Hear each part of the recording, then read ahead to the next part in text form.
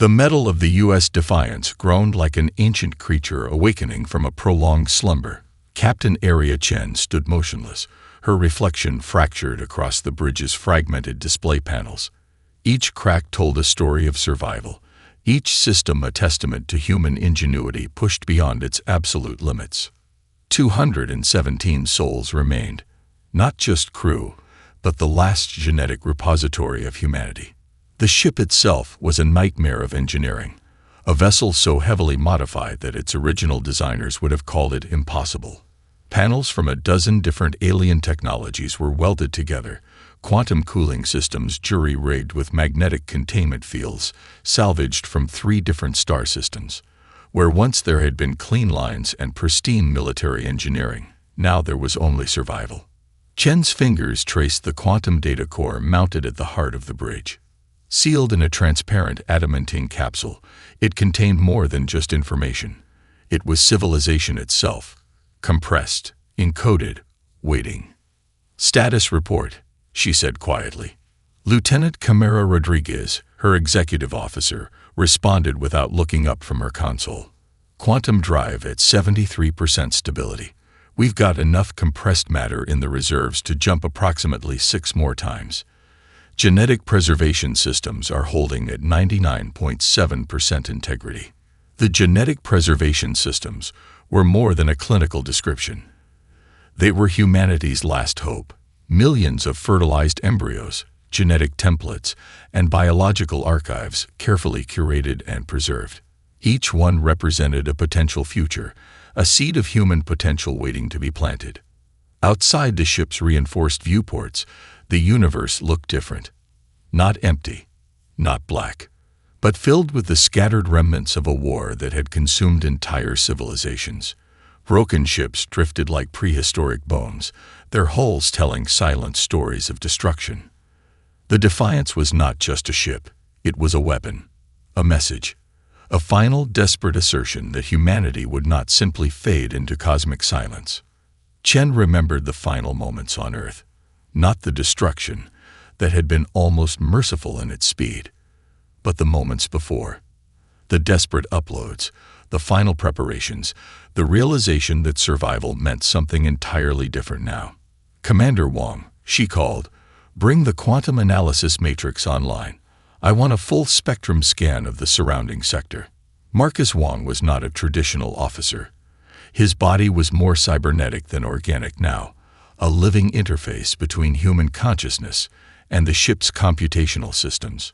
His eyes, when they met Chen's, reflected something beyond human, a fusion of organic intuition and machine precision.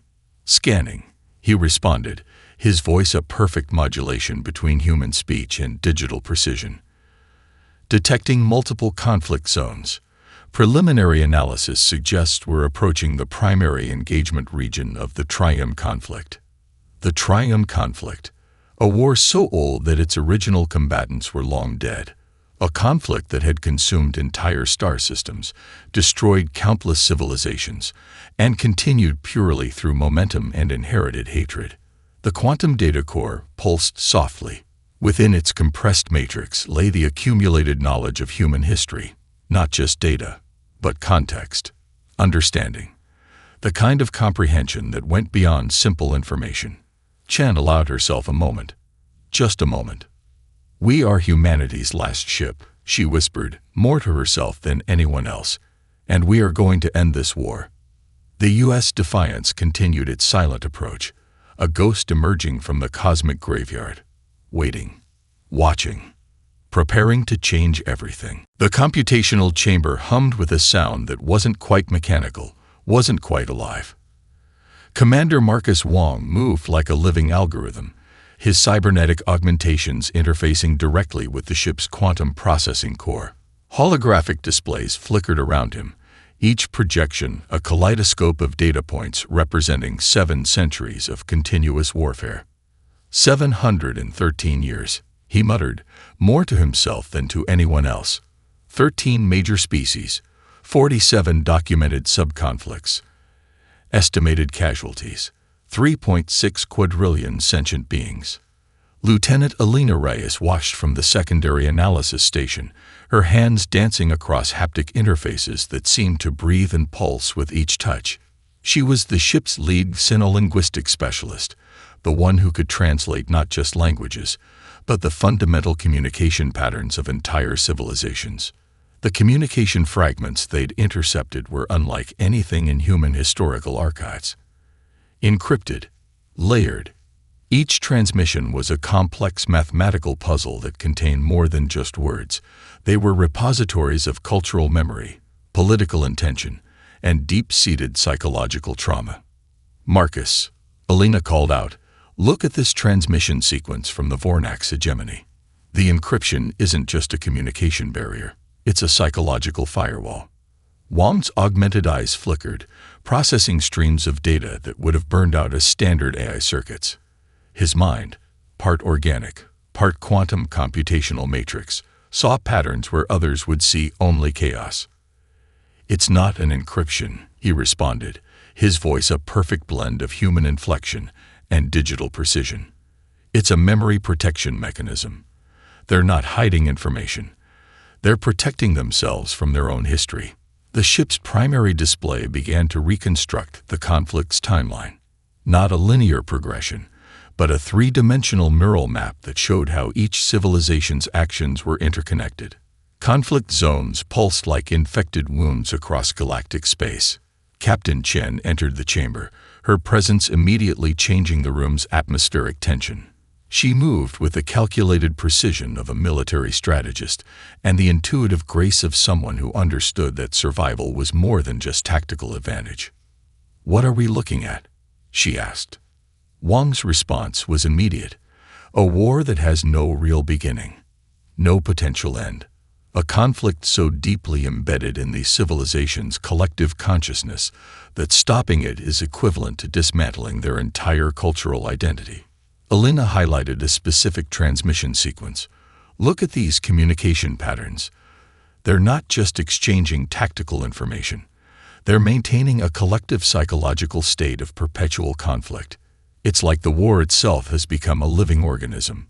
The quantum data core, humanity's compressed historical and genetic archive, began to pulse with an almost organic rhythm, as if it were analyzing, understanding, preparing to intervene. "We're not just going to stop a war," Chen said quietly, her eyes reflecting the holographic war map.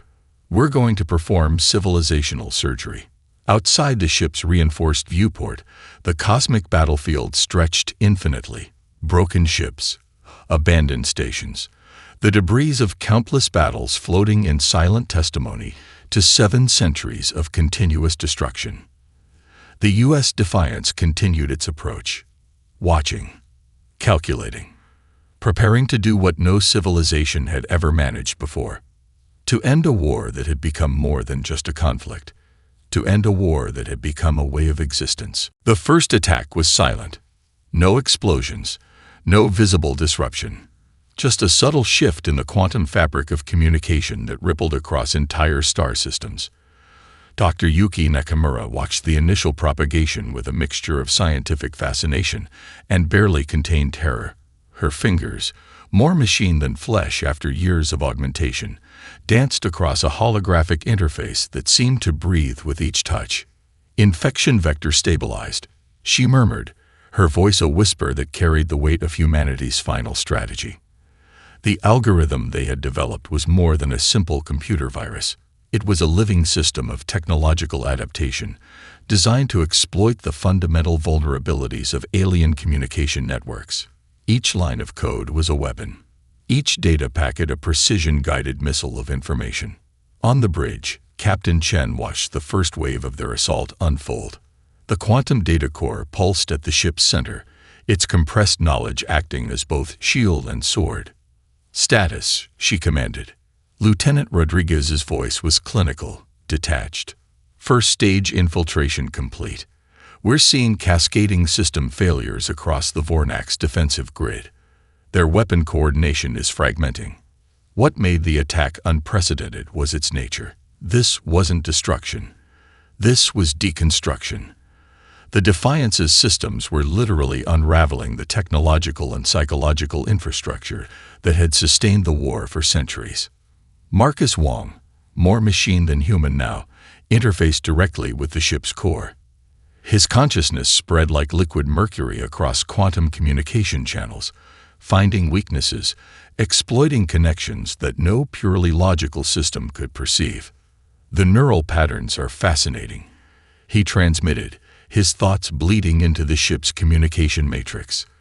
These civilizations have been locked in conflict for so long that their technological systems have developed a form of symbiotic psychological dependency. A massive holographic display showed the propagation of their technological assault. It looked like a living thing.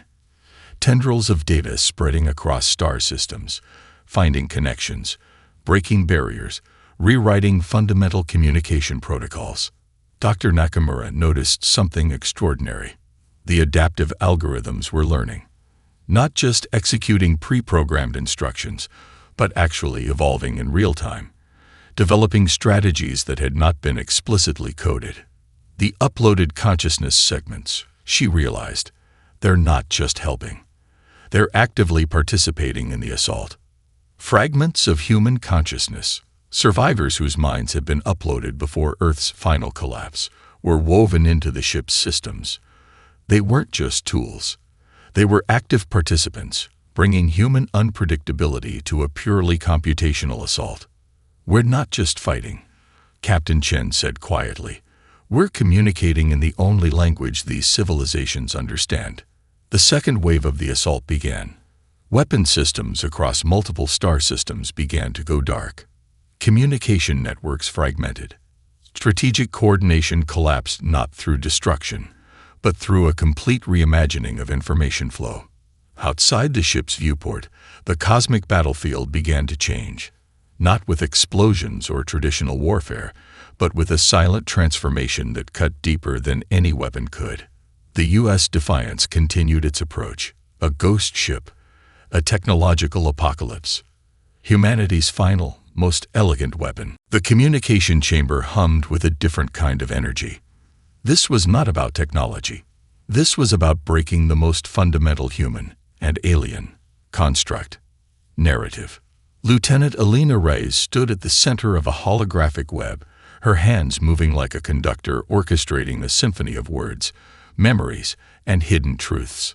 Each transmission was a carefully crafted weapon, more precise than any missile, more destructive than any physical assault. "Preparing first wave of narrative infiltration," she announced, her voice steady. Captain Chen watched carefully. This was humanity's most dangerous weapon, the ability to understand, to contextualize, to reveal the fundamental lies that had sustained generations of conflict. The first transmission targeted the Vornax hegemony. Historical records, buried communications, long-forgotten diplomatic exchanges began to weave themselves into a tapestry of unexpected truth. The system they had used to justify centuries of warfare began to unravel, not through force, but through understanding. Dr. Marcus Wong interfaced with the communication systems, his augmented consciousness parsing layers of linguistic and psychological data that would have driven a standard A to catastrophic failure. "It's not about the information," he explained to Reyes. "It's about the context. We're not just revealing facts. We're providing perspective."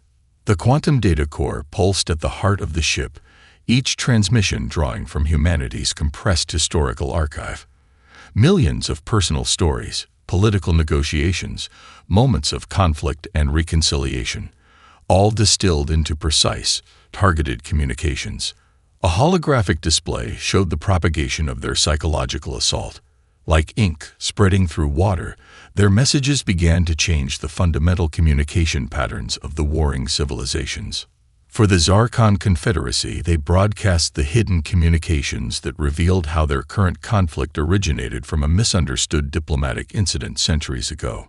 Personal messages, diplomatic cables, private communications that had been buried for generations suddenly found light. "We're performing civilizational therapy," Reyes murmured, watching the communication patterns shift.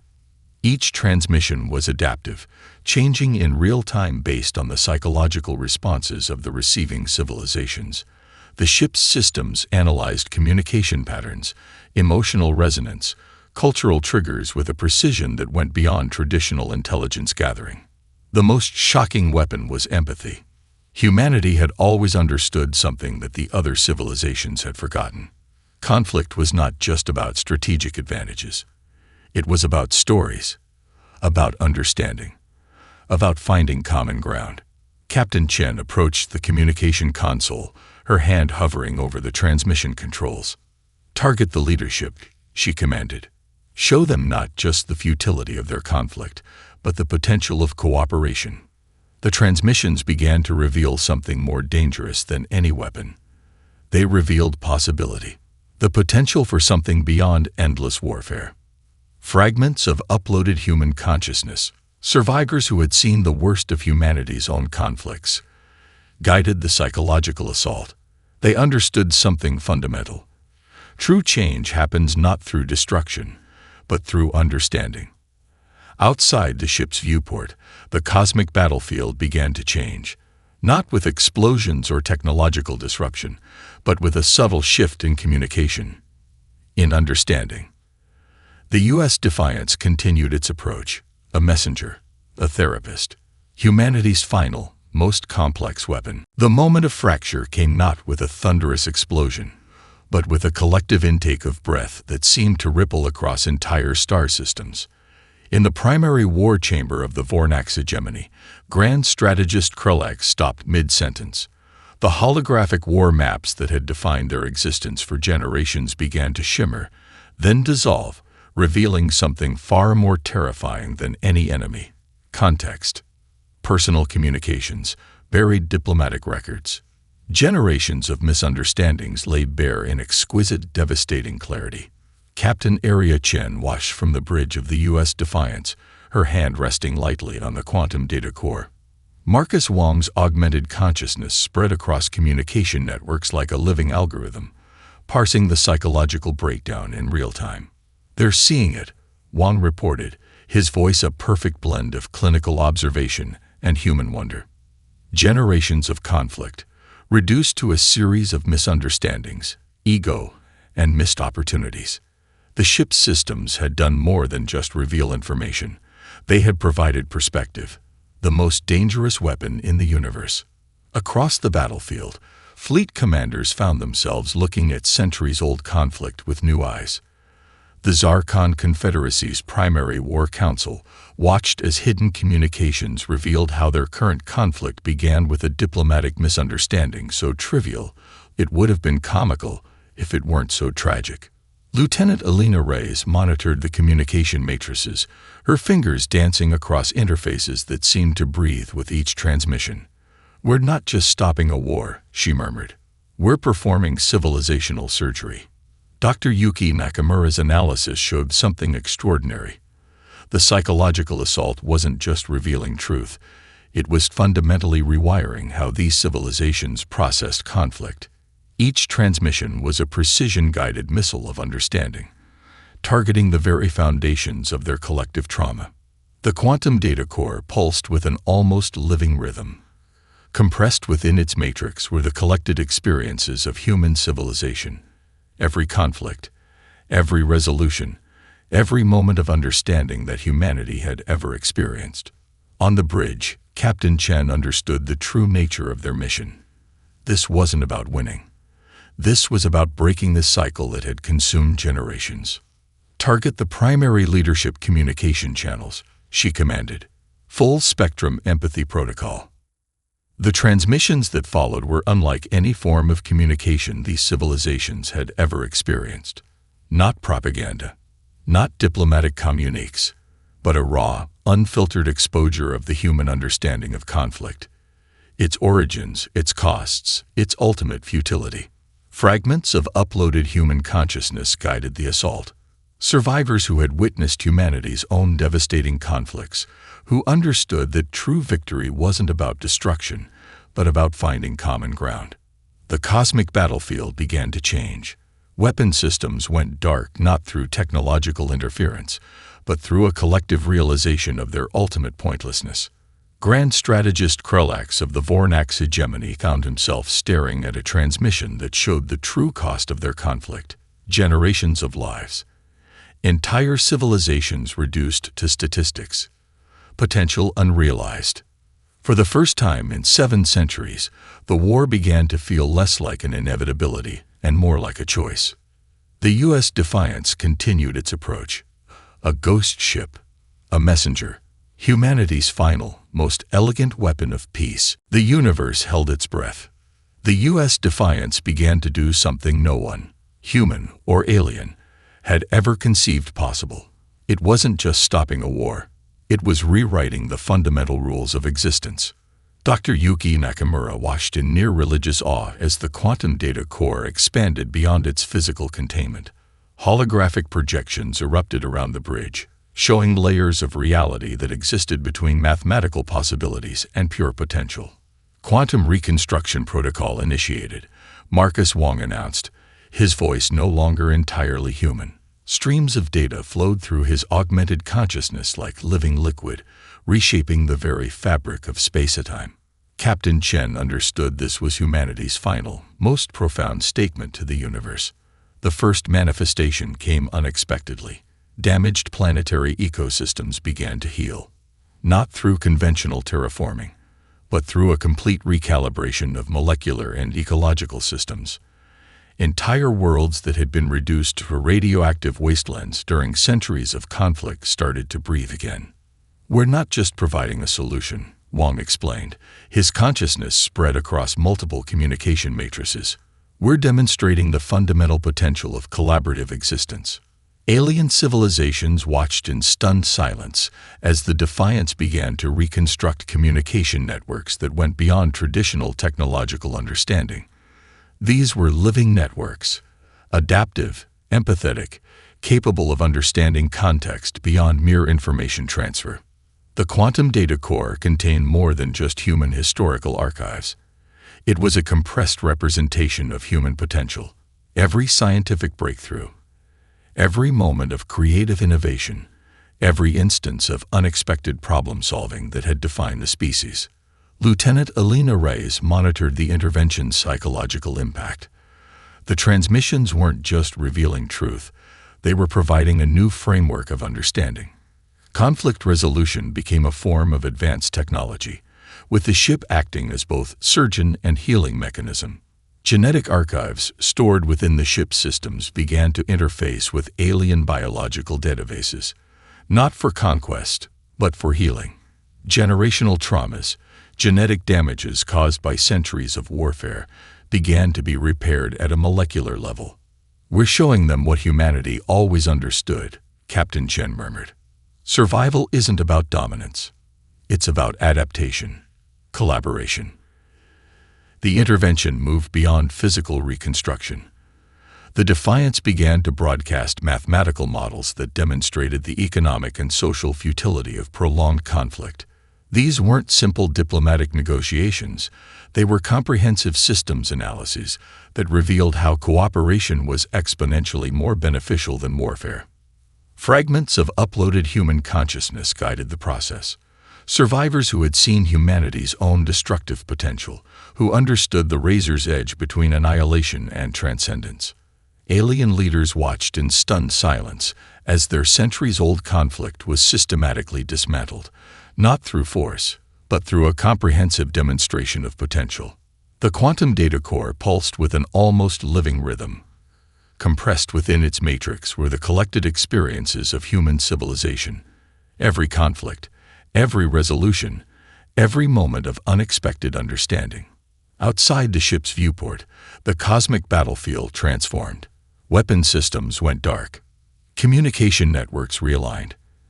Entire civilizations began to see themselves not as competitors, but as potential collaborators. The U.S. Defiance continued its approach, no longer just a ship, no longer just humanity's last hope, a living testament to the universe's most profound possibility: transformation. The diplomatic chamber aboard the U.S. Defiance was unlike any conference room in galactic history. No tables, no traditional boundaries, just an open space where holographic representations of different species leaders converge, their physical forms translated into abstract, yet deeply expressive forms of communication. Grand Strategist Krellex of the Vornax hegemony appeared as a shimmering geometric construct of deep blue and silver, while the Zarkon Confederacy's representative manifested as a fluid, ever-changing pattern of light and sound. Captain Area Chen stood at the center, a singular human form that seemed to anchor the entire conversation. "We are not here to negotiate," Chen said, her voice carrying the weight of humanity's final message. "We are here to demonstrate an alternative." The quantum data core pulsed behind her, a living archive of human potential. Dr. Marcus Wong's consciousness filtered through the communication matrix, providing real-time contextual analysis that went beyond traditional diplomatic interpretation. Lieutenant Alina Reyes managed the communication systems, her fingers dancing across interfaces that were more living organism than technological device. Each transmission was a carefully crafted piece of civilizational architecture, designed to reveal not just information, but understanding. The holographic representations began to shift. No longer were they rigid representations of military leadership. They became fluid, adaptive forms that reflected the psychological transformation happening beneath the surface. Dr. Yuki Nakamura's analysis showed something extraordinary.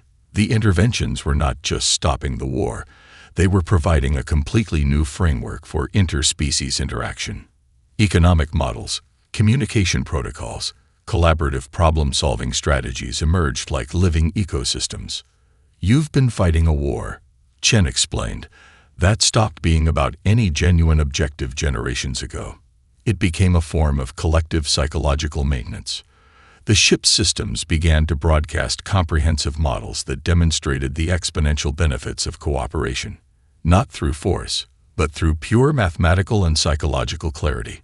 Generations of conflict were reduced to a series of misunderstandings, ego conflicts, and missed opportunities for collaboration. Fragments of uploaded human consciousness guided the process. Survivors who understood that true victory wasn't about destruction, but about finding common ground. They had seen humanity's own path, the devastating conflicts, the near-extinction events, the miraculous recoveries. The diplomatic intervention was surgical, precise. Each transmission peeled back layers of generational trauma, revealing the fundamental similarities between these supposedly different civilizations. "We are presenting you with a choice," Captain Chen said, her voice cutting through millennia of conflict. "Continue a war that benefits no one, or explore a future of unprecedented potential." The quantum data core expanded, projecting comprehensive models of collaborative development, planetary reconstruction, shared technological advancement, economic systems that prioritize collective growth over individual dominance. Alien leaders watched as the Defiance demonstrated something beyond traditional diplomatic negotiation. This was civilizational reimagining, a complete reconstruction of how different species could interact, communicate, and grow together. Outside the ship's viewport, the cosmic battlefield continued its transformation. Weapon systems went dark. Communication networks realigned. Entire civilizations began to see themselves not as competitors, but as potential collaborators. The U.S. Defiance continued its approach. No longer just a ship. No longer just humanity's last hope. A living testament to the universe's most profound possibility, collective potential. Silence descended across the cosmic battlefield. The U.S. Defiance began to change, not disintegrate, not destroy, but transform in a way that defied every known law of physics and understanding. Captain Area Chen stood motionless on the bridge, her hand resting on the quantum data core. Around her, the ship's systems began to deconstruct themselves, not with destruction, but with a purpose that went beyond mere physical existence. "We're completing our mission," Dr. Marcus Wong's consciousness announced, no longer confined to a single form. His essence spread across the communication networks they had rebuilt, a living bridge between what was and what could be. Lieutenant Alina Reyes watched in reverent silence as the ship's components began to redistribute. Each system, each piece of technology became a seed of potential. Quantum communication relays unfurled across star systems. Genetic archives found new homes in restored planetary ecosystems. The very essence of the Defiance began to scatter like digital dandelion seeds. The alien civilizations watched, unable to comprehend what they were witnessing. The quantum data core, humanity's compressed archive of potential, began its final transformation. It was more than a repository of information. It was a living testament to human possibility. Fragments of uploaded consciousness, genetic memories, scientific breakthroughs began to integrate with the communication networks they had rebuilt. Dr. Yuki Nakamura's final analysis showed something extraordinary. The ship was not dying. It was propagating, spreading humanity's most profound lessons across an entire galactic network. "We are not ending," Captain Chen said quietly, her voice carrying across multiple communication spectrums. "We are beginning." The Defiance's physical form began to dissolve, but its impact was just beginning. Quantum communication nodes sprouted across star systems. Restored planetary ecosystems began to communicate. Civilizations that had been locked in conflict for centuries started to see each other not as enemies, but as potential collaborators. Fragments of human consciousness, survivors who had seen both the worst and the best of their species, guided the final intervention. They understood that true legacy was not about preservation, but about transformation. The ship's final broadcast was not a message. It was a mathematical model, a comprehensive demonstration of collaborative potential that would continue to evolve, to grow, to inspire long after its physical form had disappeared. Alien historians would later debate what exactly happened. Some records suggested the ship simply ceased to exist. Others claimed it transformed into something beyond current understanding, a technological myth that represented the pinnacle of adaptive potential. On the bridge, Captain Chen allowed herself a moment of reflection. Humanity's last ship had become humanity's first true legacy. The quantum data core pulsed one final time. Not a goodbye. Not an ending. A beginning. Outside the viewport, the cosmic battlefield had transformed. Weapon systems remained dark. Communication networks hummed with unprecedented potential. Entire civilizations looked at each other with new understanding. The U.S. Defiance was gone. Humanity's message remained.